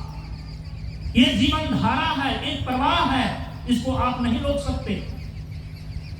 जैसे जल का बूंद निरंतर चलता रहता है, तब तक चलता रहेगा जब तक अपने पूर्ण स्वरूप समुद्र की अंतिम गहराई को प्राप्त नहीं कर लेता। हाँ, यह अलग बात है, वह जल का बूंद जो पानी का बूंद है, कभी किसी कारणवश किसी बांध में बंध करके अटक सकता है। कोई आदमी बांध बना करके समुद्र की ओर जाने से उसकी दिशा को बदल करके भटका सकता है, कहीं अटका सकता है, कहीं उसको लटका सकता है। लेकिन जब जब उसको अवसर प्राप्त होगा, जब जब उसको मौका मिलेगा, वह जल का बिंदु हमेशा हमेशा नीचे समुद्र की ओर चलने का प्रयत्न करता रहेगा। कब तक करता रहेगा? जब तक समुद्र से मिलकर के एकाकार नहीं हो जाता। उसी प्रकार से ये जीवन की धारा तब तक बहती रहेगी, तब तक चलती रहेगी, जब तक यह जीव अपने पूर्ण स्वरूप ईश्वर को प्राप्त नहीं कर लेगा। जब तक यह जीव अपने परमात्म स्वरूप ब्रह्म और आत्मा का अपरोक्ष ज्ञान प्राप्त करके बिल्कुल गति शून्य नहीं हो जाता, पूर्ण नहीं हो जाता, तब तक यह प्रयत्न करता रहेगा। हाँ, अज्ञानता के कारण से, नासमझी के कारण से, कुसंगति के कारण से यह जीव कहीं कहीं संसार के माया मोह में अटक सकता है। कुसंगति के कारण से यह भटक सकता है, कहीं पर यह लटक सकता है, लेकिन जीव की गति कभी रुकेगी नहीं। कभी इसकी अधोगति होगी, कभी मध्यम गति होगी, और कभी ऊर्ध्वगति होगी। यदि इस प्रकार से जीवन का विज्ञान सुनिश्चित होता है, जीव की निरंतर गतिशीलता का नाम ही जीवन के रूप में सिद्ध होता है, तो हर हालत में आपको जीवन जीने के अलावा दूसरा कोई रास्ता नहीं। यदि हमारे पास जीवन जीने के अलावे दूसरा कोई रास्ते ही नहीं है, तो हम एक सही जीवन क्यों ना जिए? और एक सही जीवन जीने का सीधा मतलब है, यह जीव जिस अपने परम लक्ष्य को प्राप्त करने के लिए अनादिकाल से गतिशील है, लक्ष्य निष्ठ होकर ही इसकी गति को अबाध रूप से होने देना, ऐसा जीवन जीना जिसके द्वारा ये जीव अनादिकाल से जिस परम लक्ष्य को, जिस अपनी जीवन की पूर्णता को प्राप्त करने के उद्देश्य से निरंतर गतिशील है, इनकी गति कहीं भटके नहीं, इसकी गति कहीं बाधित ना हो, तब हम उसको बोलते हैं एक सही जीवन जीना। क्योंकि अभी ना फैशन चल रहा है, अरे आप बाबा जी हो, आपको जीवन जीने की ऐसी ही शैली अच्छी लगती है तो आप ऐसे जियो, हमको ऐसे ही जीना अच्छा लगता है, बहुत अच्छा। आपकी सोच को, आपके विचार को हम मुबारकबाद देते हैं, लेकिन याद रखिए यदि इस प्रकार से आप अपने ही जीवन के महत्वपूर्ण क्षण में ऐसे आत्मघाती तर्क खड़ा करके अपने जीवन को व्यर्थ गमाएंगे तो पछताना भी आप ही को पड़ेगा। उसमें बाबा जी का कुछ नहीं जाएगा, उसमें महात्मा का कुछ नहीं जाएगा, उसमें आपके अभिभावक जिनको जीवन का अनुभव प्राप्त है, वे आपके जीवन को सही दिशा देना चाहते हैं, उसका कुछ नहीं बिगड़ेगा, लेकिन आपका कुछ बचेगा भी नहीं। पश्चाताप के सिवा कुछ भी आपके हाथ में नहीं रहेगा। गांव के परिवार बंधु जाएंगे श्मशान तक, घर के रिश्तेदार नाते डुबाएंगे बिंदु पान तक, पुत्र कौल निभाएगा सिर्फ अग्निदान तक, अर्धांगनी बहेगी बस केवल मकान तक। इसके तो आगे भजन ही है साथी, भजन के बिना तू अकेला रहेगा, पछताना पड़ेगा। रे मन ये 2 दिन का मेला रहेगा, ना कायम जगत का झमेला रहेगा। कब तक की सच्चाई से आप शुतुरमुर्ग की तरह अपनी आंख को मूंद करके अपने जीवन दर्शन को ओझल करते रहेंगे? ऐसे भी जिया जा सकता है, वैसे भी जिया जा सकता है, ये फिजूल बात है। ऐसे वैसे नहीं जिया जा सकता, बल्कि ऐसे ही जिया जा सकता है, तभी आप अपने जीवन में शांति और आनंद को प्राप्त कर सकते हैं, अपने जीवन को सार्थक कर सकते हैं। इसीलिए हमारे शास्त्र ने स्पष्ट रूप से निर्देश दिया, महाजनों एन गता सफलता। मार्ग क्या है, जीवन जीने का रास्ता क्या है? कहा कि महाजनों एन गता सफलता। महाभारत में लिखा हुआ है, यक्ष संवाद के अंदर महाराज युधिष्ठिर को यक्ष ने बतलाया है, महाजनों एन गता सफलता। मार्ग, सही मार्ग, जीवन जीने का सही रास्ता केवल वही है जिस रास्ते से महापुरुषों ने अपने जीवन की पूर्णता को प्राप्त किया है, दूसरा और कोई रास्ता नहीं। वेद घोषणा करता है, नो अन्य पंथा अयनाय विद्यते, नान्य पंथा विद्यते अयनाय।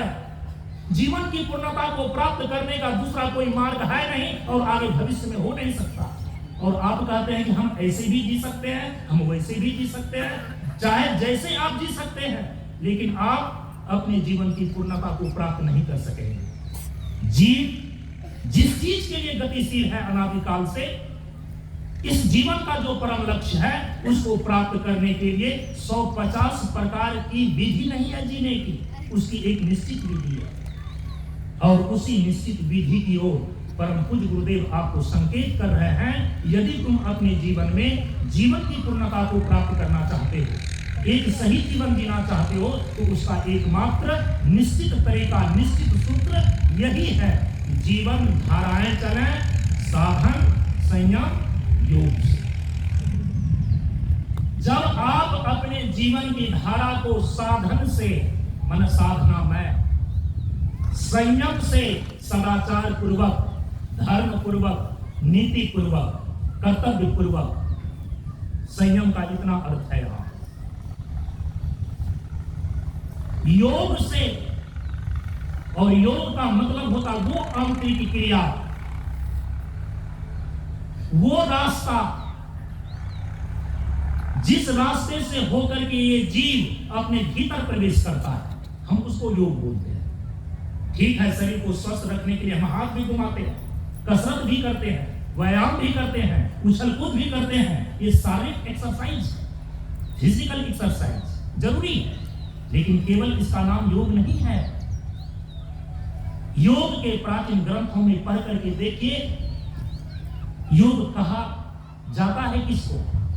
याज्ञवल्क्य मुनि ने याज्ञवल्क्य की स्मृति में योग को परिभाषित करते हुए कहा कि इस लघु चेतना जीव को परम चेतना ईश्वर से मिलाने की क्रिया का नाम योग है। जब ये जीवात्मा परमात्मा से एकाकार होता है, एकीभूत होता है, इस क्रिया को बोलते हैं योग। बाहर उछल कूद कर रहे हैं, सब कुछ कर रहे हैं, भीतर जो जीव बेचारा है ये अपने पूर्ण अंशी, अपने पूर्ण स्वरूप ईश्वर से मिलने के लिए भीतर छटपटा रहा है और आपका पता ही नहीं चल रहा है। आप सोचते हैं कि भीतर से असंतुष्ट है, तो हो सकता है कि अच्छा चीज खा लेंगे संतुष्ट हो जाएगा, अच्छा कपड़ा पहन लेंगे तो संतुष्ट हो जाएगा, अच्छा मकान बना लेंगे तो शायद संतुष्ट हो जाएगा, बड़ा पद प्रभुत्व और प्रतिष्ठा पा लेंगे तो शायद ही संतुष्ट हो जाएगा। हुआ संतुष्ट क्या? हुआ संतुष्ट क्या? तृप्त हो गया ये जीवात्मा क्या? अरे जिस विधि से आप इसको तृप्त करना चाह रहे हैं, संतुष्ट करना चाहते हैं, वैसे होवे नहीं करेगा। ये आज तक नहीं हुआ है, तो आगे होगा। परम पूज्य गुरुदेव ने बतलाया एक कहानी को कि छल से एक बार एक कौवा ने एक हंसनी को पकड़ लिया कि हंस और हंसनी कहीं दूर देश से शिकार करते हुए जब वापस लौट रहे थे ना अपने घर को, तो रास्ते में संध्या हो गई, जैसे अभी संध्या हो रही है। तो कहा कि अभी तो हम लोगों का घोंसला बहुत दूर है, हम लोगों का निवास बहुत दूर है, तो रात्रि विश्राम करना पड़ेगा। तो कहाँ रात्रि विश्राम करें? तो पक्षी तो वृक्ष पर ही विश्राम पाता है। तो ऊपर आकाश मार्ग से हंस हंसनी का जोड़ा जा रहा था। तो हंस हंसनी ने देखा कि जैसे कि वो पहाड़ की चोटी आपको दिखाई दे रही है क्योंकि ऊंची है, वैसे एक ऊंचा वृक्ष था वो दिखाई दिया। तो कहा कि चलो यहीं पर रात्रि विश्राम करते हैं। तो हंस और हंसनी का जोड़ा उस वृक्ष पर आकर के संध्या काल में रुका। पहले से ही वहां पर एक कौवा रह रहा था, और आप तो जानते हैं कि कौवा स्वभाव से ही कपटी होता है, छली होता है। तो कौवा ने सोचा कि चलो इतने दिन अकेले अकेले रात्रियां गुजार रहे थे, आज कम से कम तो हम लोगों की बिरादरी का पक्षी दो हंस आकर के यहाँ पर रात भर विश्राम कर रहे हैं, तो गपशप करते हुए मजे से रात्रि गुजरेगा। तो मजे से रात्रि तो गुजर भी गया। अब हंस ने जो अच्छा बात किया, और हंसनी जो रूपवती हंस के साथ ही ये कौवा हंस से बात करते करते करते करते उसकी दृष्टि हंसनी के प्रति आसक्त हो गई। अब वो भीतर भीतर मन में प्लानिंग करने लगा, योजना बनाने लगा कि इस हंस से इस हंसनी को कैसे ठगा जाए। यदि एक रात्रि में हंस के साथ ये जो हंसनी है उसको देख करके हमको इतना सुख का अनुभव हो रहा है, अच्छा लग रहा है, यदि जिंदगी भर ये हंसनी हमारा संगिनी बन जाए, हमारे साथ में रहने लगे, कितना जीवन का मजा बढ़ जाएगा, कितना सुख का अनुभव होगा। तो कौवा के मन में जब ये कपट आ गया ना, तो वो योजना बनाने लगा और योजना बना भी लिया। सुबह जैसे हुआ हंस हंसनी चलने को प्रस्थान करने को हुआ, तो हंस ने पूछा कौवा से कि कौवा भाई, रात तो अच्छी गुजरी, अब हम लोग अपने निवास स्थान पर लौटना चाहते हैं, तो हम लोग जाएं, आप आदेश दीजिए। तो कौवा ने कहा कि वो तो ठीक है, रात्रि तो अच्छी गुजरी आपकी भी और मेरी भी, लेकिन आप ऐसे कैसे जा सकते हैं? तो हंस ने कहा कि माने, अब कौवा के मन में तो कपट आ गया था ना, हंसनी को हथियाने का, हंसनी पर काबिज करने का, ठगने का। तो ये अपना पैतरा बदलता है कौवा। कौवा कहता है कि आप ऐसे कैसे जा सकते हैं? तो हंस ने कहा कि जैसे उड़ते हुए यहाँ पर आए थे वैसे ही उड़ते हुए चले जाएंगे। तो कहा कि आप उड़ते हुए जा सकते हैं, चले जाइए, आप स्वतंत्र हैं, लेकिन रात भर जो मेरे वृक्ष पर आपने विश्राम किया है ना, तो उसका किराया देना पड़ेगा। तो हंस ने कहा कि पहले तो आपने नहीं कहा इस वृक्ष पर रहने का किराया देना पड़ेगा, इस वृक्ष को आपने लगाया भी नहीं है, ये प्राकृतिक रूप से वृक्ष है, इस पर तो सबका अधिकार है। उसने कहा कि मैं ये कुछ नहीं जानता हूँ, तुम्हारे से पहले मैं बहुत दिनों से, बहुत वर्षों से इसमें रह रहा हूँ, तो मेरा गैर मजुरवा ये हक है गैर मजुरवा ही। आप लोग बोलते हैं ना जमीन गैर मजुरवा है, तो गैर मजुरवा हक तो बनता ही है, क्योंकि मैं इस पर पहले से रह रहा हूँ। अब वो योजना जो बनाया था हंसनी को ठगने का, वो सीधे नहीं आ रहा है, वो कह रहा कि किराया देना पड़ेगा। तो कहा कि किराए के रूप में तो हमारे पास कुछ नहीं है। कहा कि आपके पास कैसे कुछ नहीं है, बहुत कुछ है। अरे पक्षियों का राजा आप हंस, अरे आप मोती चुगते हैं तो 2-4 मोती ही दे दीजिए। कहा कि मोती तो चुगते हैं, वो पेट में जा करके वो तो विष्ठा बन करके बाहर निकल जाता है। ठीक है, कौवा जो है वो विष्ठा खाता है, लेकिन हंस जो है समुद्र के किनारे मोती चुगता है। तो कहा कि 2-4 मोती ही दे दीजिए। तो हंस के पास तो मोती था नहीं। अंत में कौवा ने कहा कि यदि मोती आपके पास नहीं है ना, तो आप ये हंसिनी ही हमको दे दीजिए किराए में, तो आप उड़ीन हो जाइए। अब हंस का दिमाग ठनका, कहा कि एक रात्रि विश्राम का इतना कीमत चुकानी पड़ेगी कि मेरी जो धर्म पत्नी हंसिनी है, हम उसको कैसे दे सकते हैं आपको। तो कौवा ने एक आवाज लगाया और कौवे की झुंड वहां पर आ गई।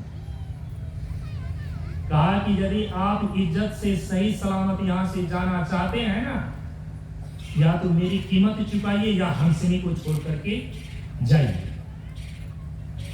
हंस ने कहा कि ऐसे कैसे हो सकता है, पंचायत लगी।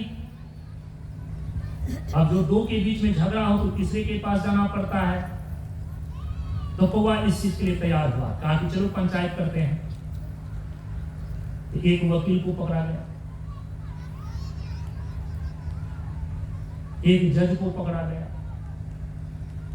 कौवा ने जाकर के जज और वकील दोनों को मिला लिया, घूस दे करके। घूस क्या दिया, कहा कि देखो बहुत सारे केस और मुकदमे तुम लड़े होंगे, लेकिन तुमको अपने पूर्वजों का कभी दर्शन हुआ है, पूर्वजों से भेंट हुई है, नहीं हुई है ना।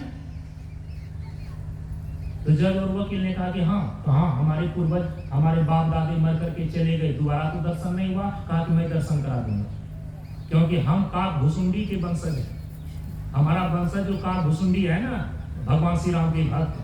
जब छल कपटी व्यक्ति होता है ना, वो अपने कपट में किन किन आदर्शों को प्रस्तुत करता है। ये कपटी कौवा कहता है मैं काक भुसुंडी, हमारा पूर्वज है, हमको सिद्धि ये प्राप्त है। अरे हंस महाराज, आप नहीं जानते हो कि समाज में क्या लोग प्रचलित है।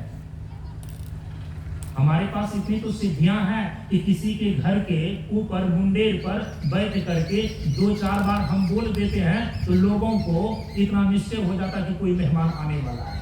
हम तो इतनी भविष्यवाणी करते हैं। कौवा कपटी है, कहा कि जज से और वकील से आपको आपके पूर्वजों से मिला देंगे, दर्शन करा देंगे, हमको ये सिद्धियां प्राप्त है, लेकिन फैसला मेरे पक्ष में आना चाहिए। इस प्रकार से जज और वकील को जब मिला लिया, मुकदमा तो गया अदालत, लेकिन कपट पूर्वक उस कौवा ने जज और वकील को मिला लेने के कारण से हंस जो है मुकदमा हार जाता है। उसकी जो धर्म पत्नी थी हंसनी, उसने कहा कि आप चिंता मत कीजिए, सत्य की विजय होती है। रावण भी सीता को हरण करके लेकर के चला गया था, और वही सीता का हरण रावण और उसके साम्राज्य लंका के नाश का कारण बना। यदि इसने कपट के द्वारा हमको जीत लिया है ना, आप निश्चिंत होकर के जाइए, लेकिन ये पूर्ण रूपेण हमको प्राप्त नहीं कर सकेगा। कपट पूर्वक कौवा ने हंस से हंसिनी को छीन लिया। जज और वकील को मिला करके मुकदमा का फैसला अपने पक्ष में कर लिया। हंस चला और हंसनी रह गई कौवा के पास। अब जैसे रावण ने तो सीता का हरण करके अशोक वाटिका में रखा, रावण प्रतिदिन इस आशा में बैठा रहा था कि सीता अपने मन से तैयार होकर मुझे प्रेम देगी, प्रेम करेगी, लेकिन उसका वो मनोरथ कभी पूरा नहीं हुआ रावण का, क्योंकि सीता के मन में बसा हुआ तो राम है। हंसनी के मन में तो बसा हुआ हंस है। कौवा ने तो जबरदस्ती छल पूर्वक उसको कपट पूर्वक अधीन में कर लिया है। अब जानते हैं परम पूज्य गुरुदेव ने बताया वो कौवा उस हंसनी को खुश करने के लिए, उसको तृप्त करने के लिए बहुत सारा आभूषण ला ला करके, खाने पीने की चीज ला ला करके देता, और उसी में वो कौवा जो है रात दिन व्यस्त रहता कि किसी प्रकार से हंसनी खुश हो जाए, किसी प्रकार से हंसनी प्रसन्न हो जाए। कौवा की आधी जिंदगी निकल गई, लेकिन हंसनी को वह तृप्त नहीं कर सका, प्रसन्न नहीं कर सका, क्योंकि हंसनी तो हंस से ही प्रसन्न हो सकता है। उसी प्रकार से प्रेमियों, ये जीवात्मा रूपी जो हंसनी आपके शरीर के भीतर शरीर रूपी घोंसला में बैठा हुआ है, या का मन रूपी ये कपटी कौवा क्या सोच रहा है? दुकान से इसको खुश कर देंगे, मकान से इसको खुश कर देंगे, सगे संबंधी से इसको तृप्त कर देंगे। ये जीवात्मा रूपी हंसिनी जो है ना, ये इन सारी चीजों से कभी तृप्त नहीं हो सकती, प्रसन्न नहीं हो सकती। जो परमात्मा रूपी हंस है, इसी से मिलकर के केवल ये जीवात्मा रूपी हंसिनी प्रसन्न हो सकेगा। इस कहानी का यही तात्पर्य है। सोचते हैं कि हम जीवन को ऐसे भी खुश कर लेंगे, आप सोचते हैं कि हम जीवन को ऐसे जीकर भी ऐसे तृप्त कर लेंगे। किसी अन्य विधि से आप अपने आप को तृप्त नहीं कर सकते, नहीं कर सका है कोई। इकट्ठे कर जहां के जर, सभी दुनिया के मालिक थे। सिकंदर जब गया दुनिया से तो दोनों हाथ खाली के खाली थे। नौ अन्य पंथा विद्यते अनाया, जीवन की पूर्णता को प्राप्त करने का दूसरा कोई अन्य मार्ग नहीं है, एक निश्चित मार्ग है। योग भीतर जाने का रास्ता बतलाता है। याज्ञवल्क्य मुनि कहते हैं, याज्ञवल्क्य की स्मृति में, ये जीवात्मा रूपी जो हंसनी है, ये परमात्मा रूपी हंस से मिलने का जो प्रयत्न करता है ना, उसका नाम है योग। इस लघु चेतना जीव को परम चेतना ईश्वर से जोड़ने की क्रिया का नाम है योग।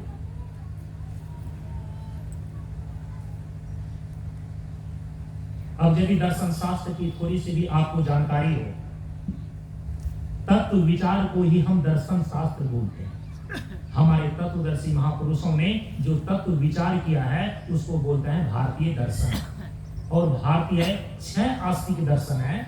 उन 6 आस्तिक दर्शनों में योग के संबंध में जो बताने वाली क्रियाओं का प्रतिपादन करने वाली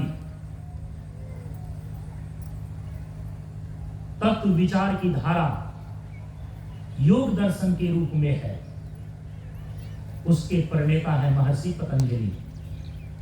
और महर्षि पतंजलि ने योग की क्या परिभाषा दी, देखिए, आप जाकर के देखिएगा। जो योग शास्त्र के रूप में योग दर्शन है, अभी तो बहुत सारे लोग योग दर्शन देखा भी नहीं होगा, बहुत कम लोग उसको पढ़े होंगे, क्योंकि योग के नाम पर योग पुस्तक के रूप में तो बहुत सारी किताबें जो है कि आज बाजार में मिल रही हैं, तो उसी में उलझा हुआ व्यक्ति है, मूल ग्रंथ को देख ही नहीं पाता है। योग शास्त्र के रूप में, योग दर्शन के रूप में महर्षि पतंजलि के द्वारा लिखा गया योग सूत्र है, और उसमें से अथ योगा अनुशासनम ये पहला सूत्र है, और दूसरे सूत्र में ही योग शब्द को परिभाषित करते हैं योगस्य चित्तवृत्ति निरोधा। योग क्या है? तो महर्षि पतंजलि कहते हैं कि चित्त वृत्ति का निरोध करने का नाम योग है। पूरे योग दर्शन के उस ग्रंथ में आपको ये हाथ घुमाने और नाक दबाने की बात कहीं भी नहीं मिलेगी। हाँ, विभिन्न प्रकार के आसनों का अभ्यास, विभिन्न प्रकार के प्राणायामों का अभ्यास, जो 8 प्रकार के प्राणायाम हम सभी लोग करते हैं, जो सरल आसन और कठिन आसन का अभ्यास, कुक्कुटासन, मयूरासन, चक्रासन इत्यादि करते हैं, इसका प्रतिपादन योग के जिस प्राचीन ग्रंथ में किया गया है, वे 2 ग्रंथ हैं। एक का नाम है हिरण्य संहिता और दूसरे का नाम है हठयोग प्रदीपिका। यही 2 प्राचीन योग के ग्रंथ हैं जिसमें सर्वप्रथम बार 84 प्रकार के आसनों का वर्णन किया गया है, और वहीं से आज के सभी संस्था वाले लोगों ने अपने अपने किताबों में आसनों को छाप करके बेचने का काम कर रहा है, या अपने संस्था के लोगों को बताने का काम कर रहा है। लेकिन उसका जो मूल स्रोत है कि 84 लाख प्रकार के आसनों का सर्वप्रथम वर्णन कहां पर किया गया है? तो घैरण्य संहिता में और हठयोग प्रदीपिका में घैरण्य ऋषि ने लिखा है। लेकिन योग दर्शन जो योग सूत्र के रूप में है, उसमें आपको 8 प्रकार के प्राणायाम का वर्णन कहीं नहीं है, किसी सूत्र में नहीं।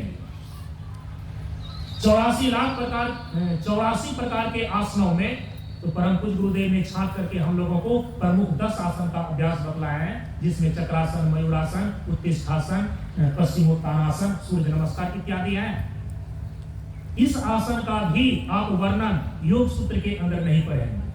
इन सारे आसनों का वर्णन कहां किया गया है? हिरण्य संहिता और हठयोग प्रदीपिका। महर्षि पतंजलि जो योग सूत्र लिख रहे हैं, वो तो योग को परिभाषित कर रहे हैं, योगस्य वृत्ति निरोधा। चित्त की वृत्तियों का निरोध करना ही योग कहलाता है। जब आप चित्त की वृत्ति का निरोध करते हैं, क्योंकि मन को मरातु देखकर मत मानो विश्वास। कई बार व्यक्ति जब संसार से ठोकर खा जाता है ना, खिन्न होकर के, कई बार उसका मन मर जाता है। मन मर नहीं गया है, मन मुरझा गया है। मन की जड़ें, मन की वासनाएं गुप्त और सुप्त अभी भी कारण शरीर में विद्यमान है। इसीलिए परम पूज्य गुरुदेव ने कहा कि कई बार संसार से धोखा खा जाने पर, कई बार संसार से ठोकर खा जाने पर व्यक्ति संसार के प्रति केवल उदासीन होता है, वैराग्यवान नहीं होता। वैराग्य तो विवेक से उत्पन्न होता है।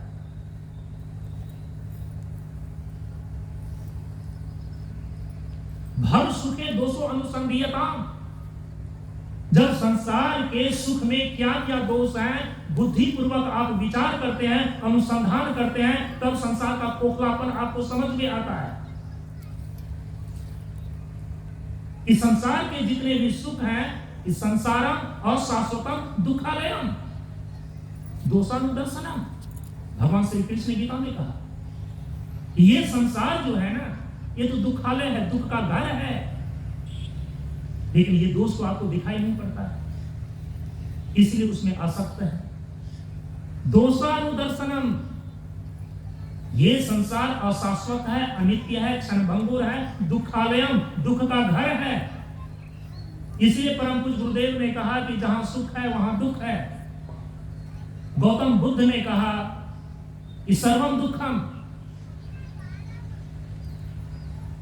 कबीर साहब ने कहा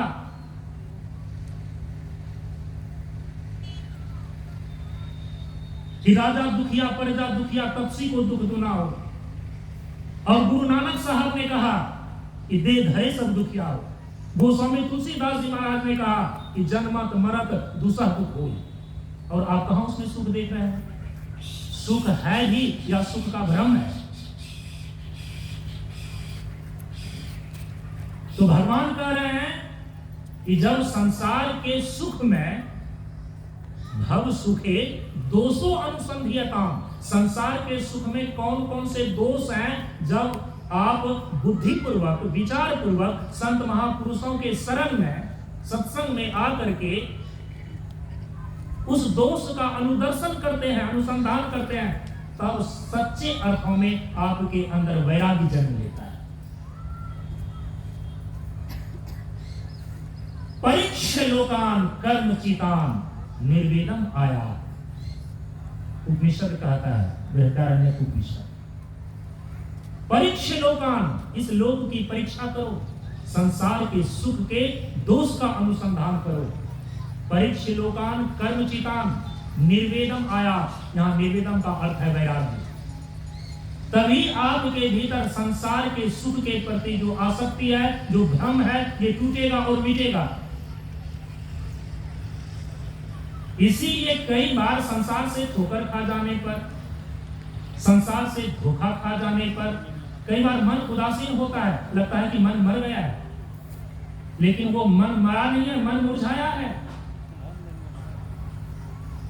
मन को मरा तो देखकर मत मानो विश्वास, साधु वहां तक भय करे जब लग पिंजर आस। मन की जड़, मन का कारण जब तक आपको पता न चल जाए और उसका निवारण न कर ले, तब तक मन से वासनाएं नहीं जाती, हमारी इंद्रियां शिथिल पड़ जाती हैं, हम कई बार विषयों के प्रति उदासीन मात्र हो जाते हैं।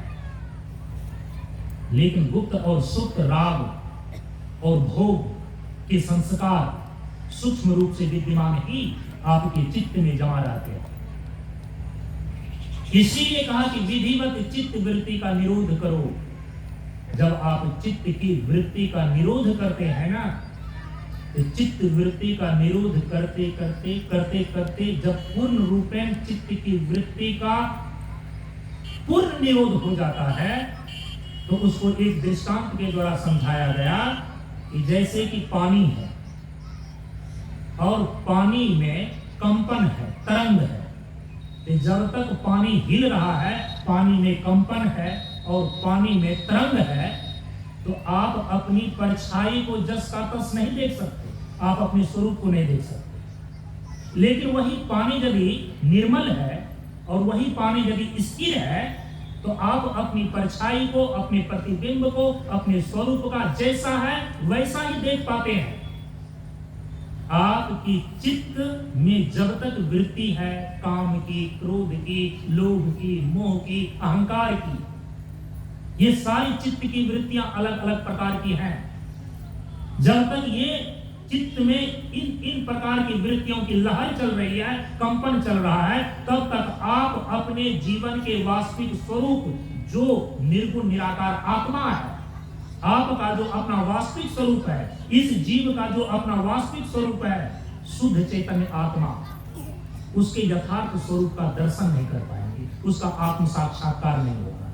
इसीलिए महर्षि पतंजलि ने स्पष्ट लिखा कि जैसे ही कोई साधक अपने चित्त की वृत्ति को निरुद्ध करने में सफल हो जाता है, तदा द्रष्टु स्वरूपे अवस्थानम, ये तीसरा सूत्र है योग दर्शन के अंदर, तीसरा सूत्र। महर्षि पतंजलि लिखते हैं कि जो साधक अपने चित्त की वृत्ति का निरोध करने में सफल हो जाता है, तो उसका परिणाम निकल करके क्या आता है, उसका परिणाम निकल करके आता है तदा द्रष्टु स्वरूपे अवस्थान।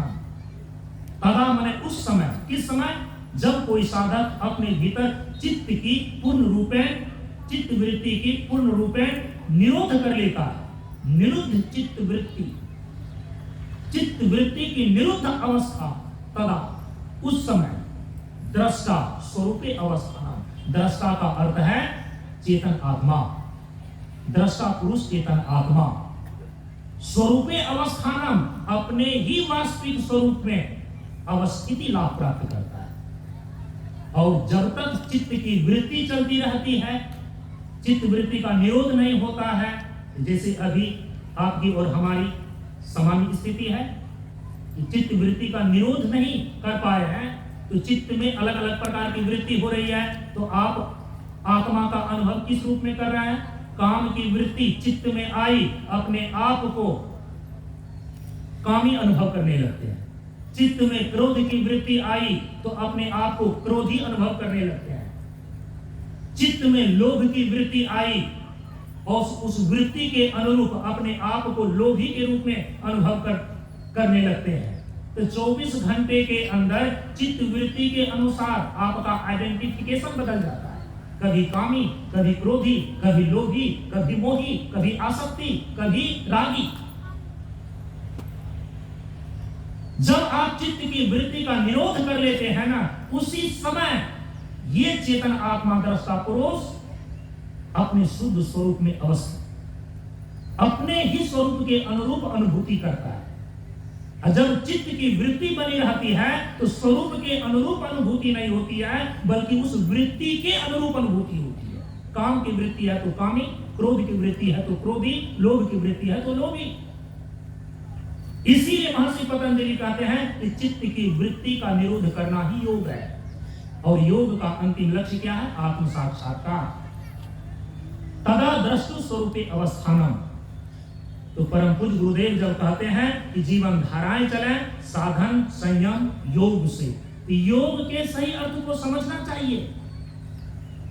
योग का अर्थ महर्षि याज्ञवल्क्य कहते हैं, जो कि अभी मैंने पहले आपको बताया, इस जीवात्मा रूपी हंसिनी को परमात्मा रूपी हंस से मिलाने की क्रिया का नाम योग है।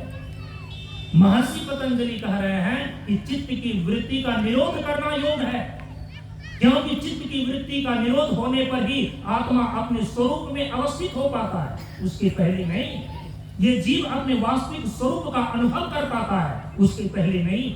इसको बोलते हैं योग। और भगवान श्री कृष्ण ने गीता में योग को किस रूप में परिभाषित किया, कभी आपने ध्यान दिया है? क्योंकि समय तो आगे जा रहा है, ये बातें कहकर मैं अपनी वाणी को विराम देता हूं। भगवान श्री कृष्ण ने योग को परिभाषित करते हुए भगवान अर्जुन को समझाते हैं। योग को 3 स्तर से समझाया भगवान ने गीता में। कहा कि योग कर्मसु कौशलम। ये योग को परिभाषित करने का सबसे पहला व्यवहारिक धरातल है। योग कर्मसु कौशलम, कर्म की कुशलता का नाम है योग। और कर्म की कुशलता का मतलब ये नहीं है कि आप कर्म को कितने लगन से केवल कर रहे हैं। कर्म की कुशलता का मतलब ये नहीं है कि कर्म को आप कितना तत्परता से कर रहे हैं। कर्म की कुशलता का मतलब ये नहीं है कि कर्म को, जैसा कि अभी लोग कर्म कौशल से यही समझ रहा है कि तत्परता से कर्म करो तो ये कर्म कौशल है, लगन से करो तो कर्म से ये कर्म कौशल है। तो भगवान रमन महर्षि तो कहते हैं, यदि कर्म योग का विज्ञान तुमको मालूम नहीं है ना, कृति महोदधौ पतन कारणम फलम अशाश्वतम गति निरोधकम, उपदेशारम ग्रंथ में भगवान रमन महर्षि का ये वचन है। अरे कर्म के महासागर को खराब ही कर लोगे ना, तो फिर भी इससे परमार्थ सिद्ध नहीं हो सकता। फलम अशाश्वतम, और शाश्वत फल की ही प्राप्ति होती है। गति निरोधकम, और इस जीव का जो परम गति होना चाहिए, कई बार ये कर्म उसी में अवरोध पैदा कर देता है। भगवान श्री कृष्ण ने इसलिए अर्जुन को समझाया, कर्माणि अनुबंधिनी मनुष्य लोके। यदि कर्म करने का सही तरीका नहीं है ना, तो कर्म के महासागर भी तुम खड़ा कर दो, तो वो कर्म तुमको बांधने वाला ही होता है इस शरीर और संसार में, मुक्त करने वाला साधन नहीं बनता। कर्म पूजा है नहीं, कर्म को पूजा बनाना पड़ता है। कर्म मुक्ति का साधन है नहीं, कर्म को मुक्ति का साधन बनाना पड़ता है। इस विज्ञान को सीखना पड़ता है प्रेम में। इसलिए कर्म कौशल का मतलब ये नहीं कि केवल कर्म को कर्मठता पूर्वक करना। कर्म कौशल का मतलब ये नहीं होता है कि कर्म को केवल तत्परता से करना। कर्म कौशल का मतलब ये भी नहीं होता कि कर्म को केवल लगन से करना। वहां भगवान जो कहते हैं कि योग कर्मसु कौशलम, कर्म के कौशल को, कर्म की कुशलता को योग कहते हैं। तो वहां कर्म की कुशलता का मतलब है कि कर्म को इस तरीके से किया जाए कि कर्म तो करें लेकिन कर्म का बंधन न लगे। यह है कर्म कौशल। कर्माशक्ति, फलाशक्ति, अहंकृति, इस तीनों को शिथिल करके जब भगवदर्थ निष्काम भाव से हम कर्म करते हैं, तो केवल ऐसा कर्म ही बंधन देने वाला नहीं, मुक्ति का साधन बनता है। बाकी यदि कर्माशक्ति, फलाशक्ति, अहंकृति ये तीनों शिथिल नहीं हुई है, निष्काम भाव से आप कर्म नहीं कर रहे हैं, भगवदर्थ कर्म आप नहीं कर रहे हैं, तो चाहे आप कर्म का महासागर ही खड़ा क्यों ना कर दें, फलम और शाश्वतम गति निरोधकम, अनित्य फल ही प्राप्त होएगा और परम गति में वह अवरोध ही पैदा करेगा। इसलिए भगवान श्री कृष्ण ने कहा कि यज्ञार्थ कर्म कौन्तेय मुक्त संग समाचर, ये है कर्म कौशल। ऐसे कर्म करो, कर्म को इस तरीके से तुम करो, कर्म तो करो लेकिन कर्म का बंधन तुम्हारे ऊपर ना लग सके, ये सीखना पड़ता है, ये जानना पड़ता है। ये है कर्म तत्व का विज्ञान, ये है कर्म योग। तो ये तो भगवान श्री कृष्ण ने योग को इस रूप में परिभाषित किया कि योगा कर्मसु कौशलम। अब देखिए दूसरे स्तर से अब कर्म को भगवान परिभाषित कर रहे हैं। दूसरे जगह पर कहते हैं कि समत्वम योग उच्यते। भगवान कह रहे हैं कि समत्वम योग उच्यते, समत्व को योग कहा जाता है। और समत्व का अर्थ क्या होता है? चेतना की ऐसी निर्लिप्त स्थिति, चेतना की ऐसी स्थित प्रज्ञ स्थिति, चेतना की ऐसी नीति और कूटस्थ स्थिति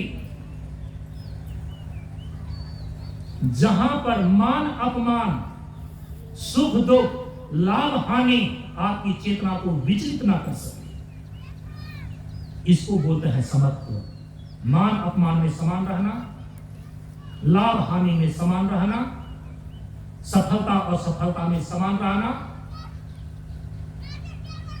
सुख दुख में समान रहना, इसको बोलते हैं समत्वम योग उच्यते। ये तभी संभव है, ये तभी संभव है जब आप बाहर की परिस्थिति से, आप अपनी मन स्थिति से, दोनों से परे होकर आत्म स्थिति में अवस्थित हो जाए। उसके पहले ये स्थिति नहीं आती कि आप सुख दुख से प्रभावित न हो, लाभ हानि से प्रभावित न हो, मान अपमान से प्रभावित न हो और आपकी समत्व स्थिति बनी रहे, उसकी पहले नहीं होती। परिस्थिति से आपको भीतर जाना होगा, आपको मन स्थिति को पार करना होगा और आपका जो सच्चा स्वरूप आत्मा है उस आत्म स्थिति का लाभ लेना होगा। वहीं पर अवस्थित होकर समत्व सिद्ध होता है, समत्वम योग उच्यते। और तीसरी परिभाषा योग का भगवान श्री कृष्ण देते हैं कि दुख संयोग वियोगम योग संजितम। अब देखिए तीसरी परिभाषा, भगवान कहते हैं हे अर्जुन, योग उसको कहा जाता है दुख संयोग वियोगम योग संजितम।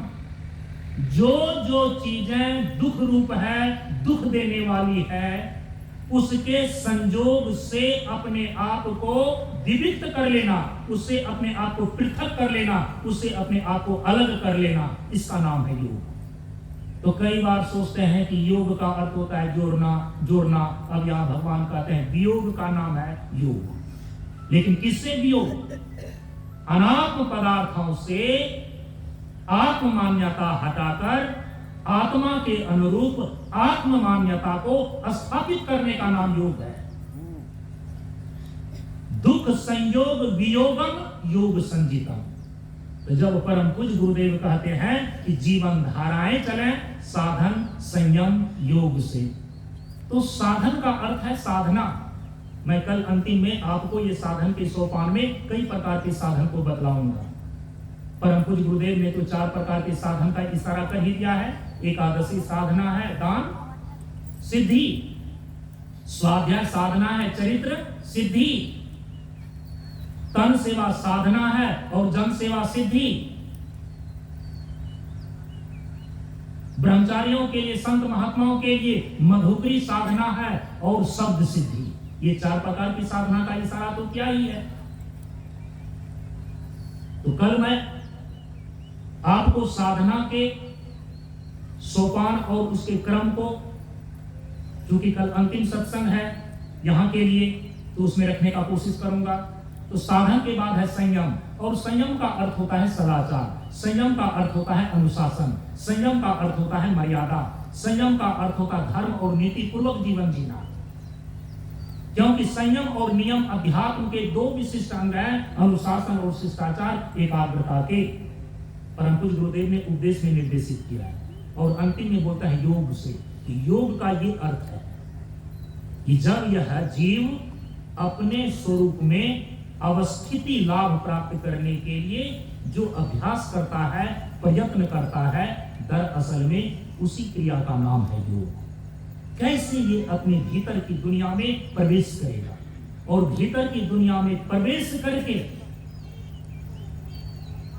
एक तो योग चेतना को अंतर्मुखी करके अंतर जगत में प्रवेश करने का रास्ता देता है और अंतर मार्गी बनते बनते अंत में आत्मा के शुद्ध स्वरूप का साक्षात्कार कर लेता है। इसलिए योग का लक्ष्य है आत्मा के शुद्ध स्वरूप का साक्षात्कार कर लेना। ये है जीवन धाराएं चले साधन संयम योग से। अपनी वाणी को यहीं पर आज विराम देते हैं। शेष चर्चाएं हम कल पूर्णाहुति सत्संग में करेंगे। आज इतना ही। ओम पूर्णमदः पूर्णमिदं पूर्णात् पूर्णमुदच्यते पूर्णस्य पूर्णमादाय पूर्णमेवावशिष्यते। ओम